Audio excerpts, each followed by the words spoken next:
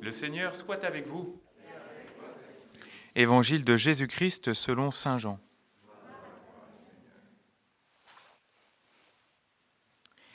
Il y avait un homme, un pharisien nommé Nicodème. C'était un notable parmi les Juifs. Il vint trouver Jésus pendant la nuit.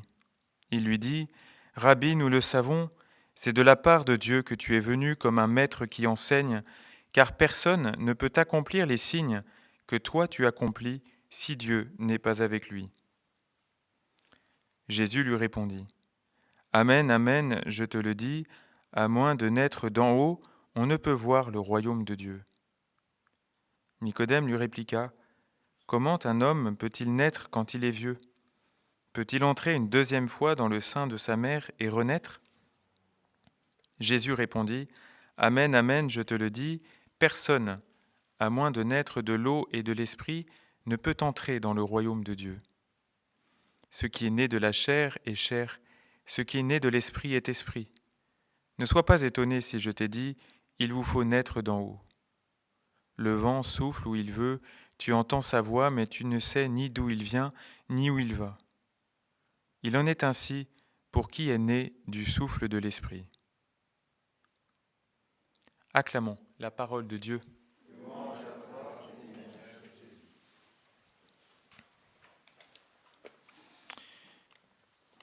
Alors après cette octave de Pâques où nous avons pu chaque jour contempler le Christ ressuscité, le temps pascal continue jusqu'à la Pentecôte, justement pour que nous puissions nous aussi entrer dans cette résurrection.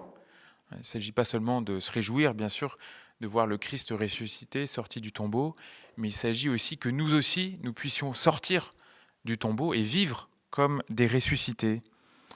Et aujourd'hui, il nous est donné de comprendre que ressusciter pour nous signifie renaître.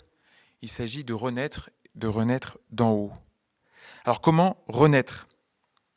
Eh bien, vivre de l'esprit, comme on l'a entendu avec le dialogue entre Jésus et Nicodème.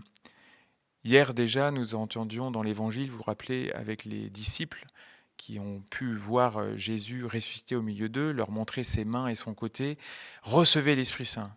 Et vous vous rappelez ce que Jésus a fait auprès de ses disciples, il a soufflé sur eux. Il souffla sur eux, il leur dit « Recevez l'Esprit Saint ». Ça veut dire quoi pour nous ? Ça veut dire que renaître d'en haut, recevoir l'Esprit Saint, la première chose à faire, c'est de se rapprocher encore plus du Christ. Seul le Christ peut nous donner l'Esprit. Nous ne pouvons pas nous donner à nous-mêmes l'Esprit, nous ne pouvons pas le recevoir comme d'une baguette magique en disant « Allez, je t'invoque, tu viens ». En fait, il s'agit vraiment de se rapprocher du Christ ressuscité, de le recevoir, lui qui est mort et ressuscité pour nous. Donc la première chose qu'on peut demander, c'est ça, c'est que dans ce temps pascal, qu'on ne s'habitue pas simplement à la joie de nos alléluia que nous redisons depuis 8 jours, mais que nous rechoisissions vraiment de nous rapprocher de lui.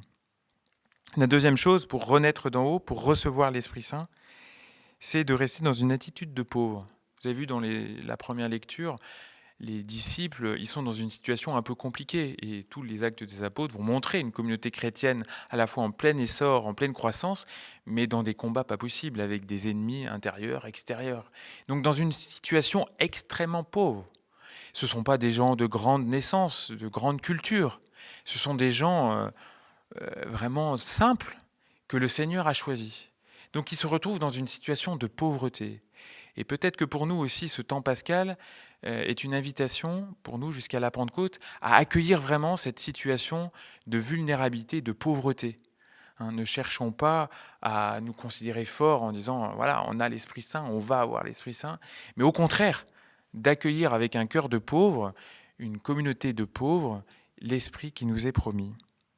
Et la troisième chose, on le voit aussi dans cette attitude de prière, c'est que c'est en Église vraiment que les disciples reçoivent l'Esprit Saint. Ils se mettent ensemble en Église en disant « on ne peut rien, donne-nous l'Esprit, répands toutes les actions que toi seul peux faire » et c'est ainsi que l'Esprit vient.